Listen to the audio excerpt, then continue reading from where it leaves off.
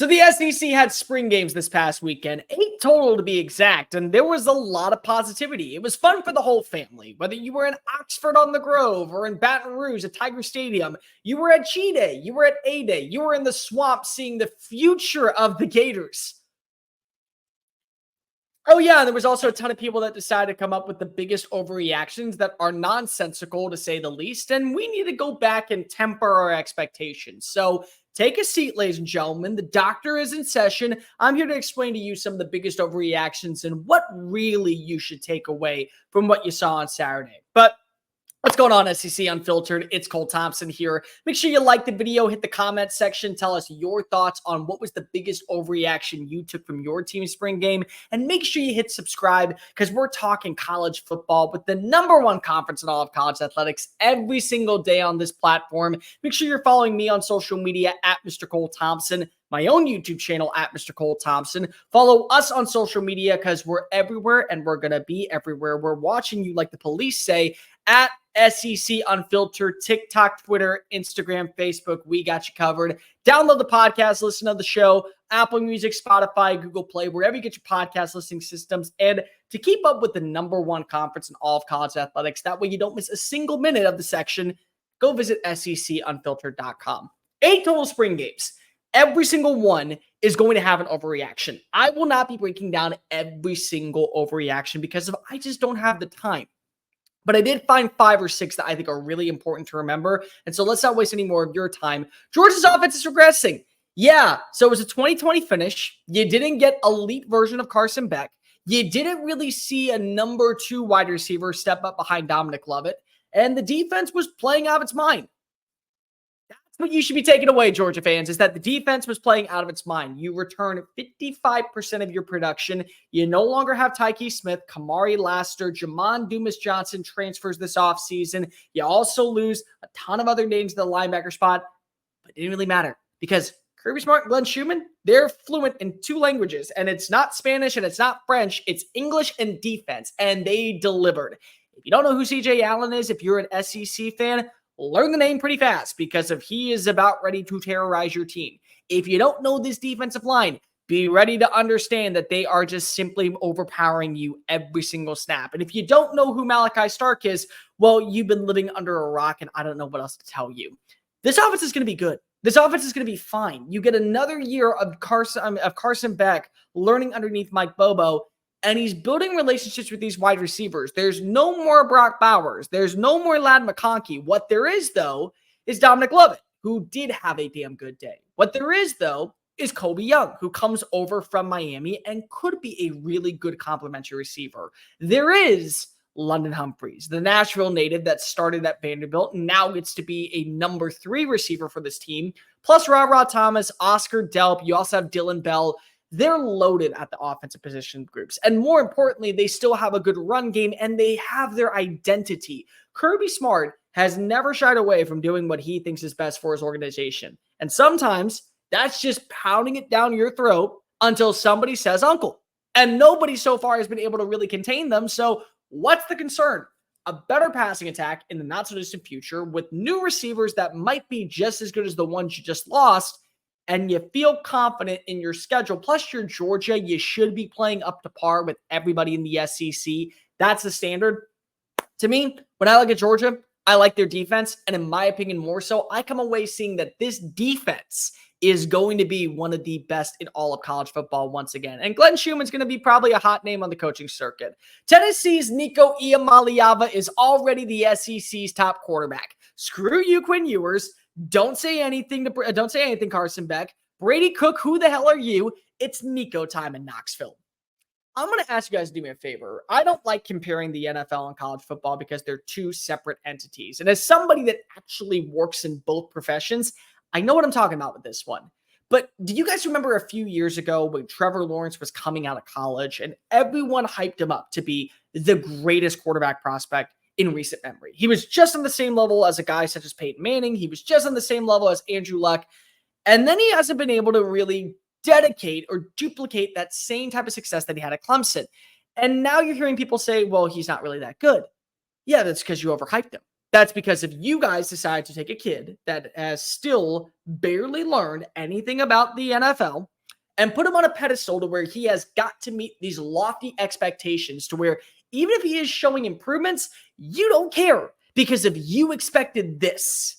Tennessee fans, get him off the pedestal now. Nico's going to be a damn good quarterback. He fits what Josh Heupel wants to run, and he had a good game in limited reps. He was, 7-9, 96 yards, a touchdown pass. He was overall really good, and he felt confident, and you've seen the consistency with this offense. But my God, your expectations for this dude is to be the reincarnation of Peyton Manning with T. Martin's national championship trophies, and he may just get to the playoffs. Let the kid breathe. He came out of high school as the most sought-after quarterback prospect. Everyone talks about his NIL deal in Tennessee. Everyone is going to be putting him under the microscope for every mitigating flaw.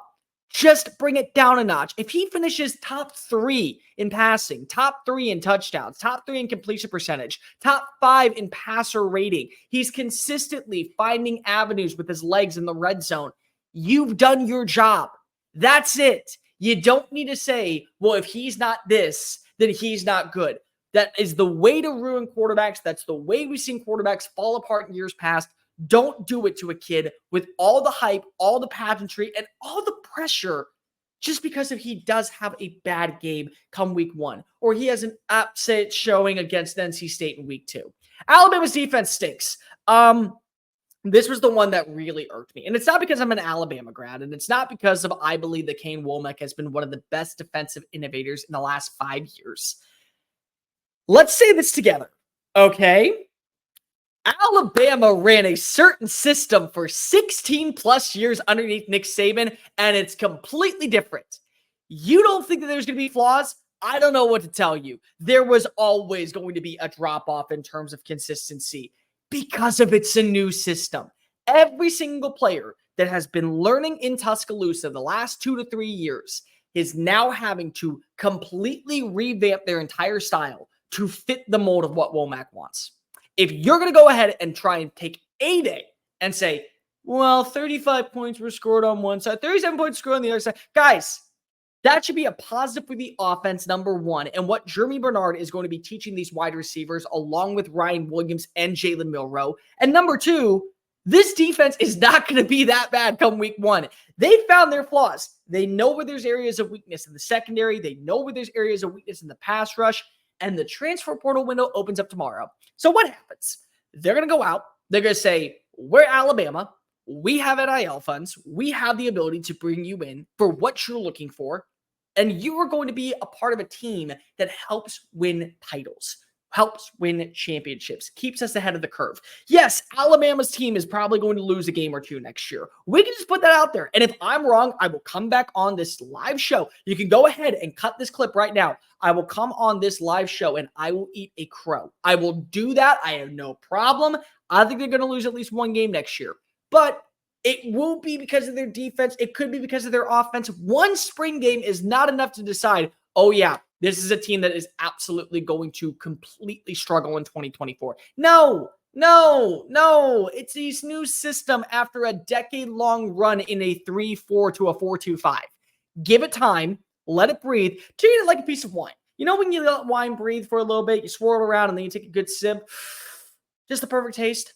Let this breathe. Let this marinate just a little bit longer before you go ahead and overreact and say, you know what? This is not going to be one of the best in the bunch. You know what is one of the best in the bunch, though, in life in general? RHOBACK. If you haven't heard of RHOBACK, well, number one, stop sleeping underneath a rock because you know what this product is. It's performance polos, hoodies, shorts, everything that you're looking for to feel good and look good going into the summer months. Everything that you need to know about RHOBACK. They're one of the best brands when it comes to form-fitting shirts, and they're sweat perspirant, which is great for you if you live in the murky areas with so much humidity. I play golf on the weekends in Houston, Texas. I am loving my life over the weekends with my buddies, but my back nine is terrible. My back swing is terrible. You know what used to be terrible when I was wearing performance shirties, when I was wearing Under Armour and other products? Back sweat. You know what I don't get with RHOBACK? back sweat. I feel good about myself. I look good while wearing it. And more importantly, I know that I am going to be dressed to the nine and people are going to be happy to see me. So if you want to look good and feel good, make sure that you go visit RHOBACK.com, RHOBACK, for 20% off all bottoms, polos, hoodies, and much, much more when you use the promo code SECU. It's a great look for game days. You feel your best. You know that you're confident in yourself, but most of all, you're going to make sure that you don't sweat throughout the pressuring moments in the game. So make sure that you go ahead and download SECU. Go visit RHOBACK.com, SECU promo code, 20% off your first purchase on anything that you see in the store. We love you, RHOBACK, and more importantly, we want you to look good with RHOBACK. RHOBACK.com, SECU. DJ Lagway should start over Graham Mertz. DJ Lagway is an exciting player. If you are a Florida fan this morning, and I know that some of you have already seen my tweet because it's got like 150,000 views, DJ Lagway is going to get an offer from NIL, kind of like Malik Murphy did a few years ago. So anybody remember last season with the orange and white game? And Malik Murphy connected with Jonte Cook for like a 60-yard bomb, and he was able to utilize his legs a little bit. I think he had like 3 big-time runs of 15 yards, and there were teams out there that were interested. Now, Murphy said, no, I want to learn underneath Steve Sarkisian. I want to be a part of this offense, and if I get a chance to play, I'm going to compete for starting reps. Guess what? He did. And DJ Lagway could do the exact same thing. Just because you are offered something. And Florida fans, I need you to listen to this part. Being offered and taking the offer are two drastically different things. You can stick around, learn underneath Billy Napier, and if things start trending upward, Billy's going to be there next year, and you're going to take over for Graham Mertz. So there's no problem whatsoever. You don't need to take an NIL offer just because you have an NIL offer. But the team still runs through Graham Mertz, and until proven otherwise, it should. The kid has balled out. The kid has played up to par. Last season, you saw a lot of improvements in his game that he never learned underneath Paul Kristen Madison at Wisconsin. Now it feels like he is in control of this offense. You saw several highlight throws. You saw him have 2 touchdown drives. You saw him build that relationship with Trey Wilson, Eugene Wilson, whatever he is. He's the number 1 wide receiver in the SEC. You already know that Shamir Dike, who came over from Wisconsin this offseason, has a great relationship and rapport with him. This is his team until it's not. I know that a lot of people are excited for what the future entails in Gainesville, especially if Lagway doesn't go anywhere because of losing Billy Napier. And I know the schedule is from pure hell. But the one thing I will say is I was impressed with how this offense was consistently moving the football with both the first and second team. If that's what you get on Saturdays in the fall, I'm not saying they're going to be a 7-5 team. I'm not even going to say they're going to be an 8-4 team. I'm not even going to say that they're bowl eligible. But they are going to be a much more improved team. And they're going to earn some respect along the way with the bumps and bruises when going up against competition. It takes one win, one key marquee victory to go ahead and separate yourself as a legit team that is showing improvements. There's still some flaws when it comes to the overall special teams. There's still some flaws when it comes to the overall defense. But for the most part, I feel a lot better about where this offense is. Quarterback will not be a concern in Gainesville for 2024. And it won't be a concern in LSU either, but Garrett Nussmeier for Heisman. Okay, guys, this offense is going to look really good. The thing about Mike Denbrock, when he left for South Bend, Indiana, was he forgot a few of the blueprints that led Jaden Daniels to winning the Heisman Trophy. And they added in some really good wide receivers. Xavier Thomas has pure speed coming over from Mississippi State. CJ Daniels was a 1,000-yard receiver opposite of Caden Salters at Liberty. They already have Kyron Lacey, who understands what Joel Stave's offense is going to be like. But 7-7 for 2 touchdown drives, both of which were on passes of over 40-plus yards down the field, is a huge win for Garrett Nussmeier and the camp when you say this is still going to be a really good team. But it was 7-7. It was 1.5 quarters of offense. I need to see more. I need to see more consistency. More importantly, I want to see what it looks like when he finally does throw that interception. What does this team look like when you do have a bad performance from a Garrett Nussmeier, or just one bad throw, one problem-ish after another? What happens then? Because the good news is you have a good run game. You were able to go see a lot from Caleb Jackson. You feel good about the wide receiver room. And yes, there's questions in the defense, but that's what the transfer portal is for. What happens when Garrett Nussmeier does have a bad mistake? What happens when Garrett Nussmeier does throw into double coverage? We saw a glimpse of what Nussmeier can be. And I'm not saying he can't be a Heisman finalist. I'm not saying he can't be a guy that leads the SEC in every single stat and probably take LSU to the national championship. He can. But 7-7, and this is really one of 2 times that we have seen him actually be the guy. There's still some question marks. I still believe that LSU is going to be a really good team in 2024. I still believe this offense is going to be one of the highest scoring in the SEC and maybe in college football. But let's just go ahead and say we want to see a consistent version of Garrett Nussmeier, not just really good highlight throw after throw, more of an adaptability that will translate to the NFL that will translate to this season with these when you get more reps. I believe Garrett Nussmeier is a really good player. I believe Brian Kelly's a really good coach. I believe LSU is a really good team. But I'm not ready to go ahead and put all 3 together and say, you know what, this is the one to beat in the SEC. But make sure you like and subscribe. Tell us down below, what is the biggest overreaction that you took away from spring football on Saturday? Tell your friends, your family, your mortal enemies, best of bros, everybody that loves the SEC, because we talk on SEC Unfiltered about the #1 conference in all of college athletics. Download the podcast version of the show. Follow us on social media at Mr. Cole Thompson and at SEC Unfiltered. Follow my own YouTube channel at Mr. Cole Thompson. And to keep up with the #1 conference in all of college athletics, make sure that you visit secunfiltered.com. I am Cole Thompson, folks. And until next time, God bless.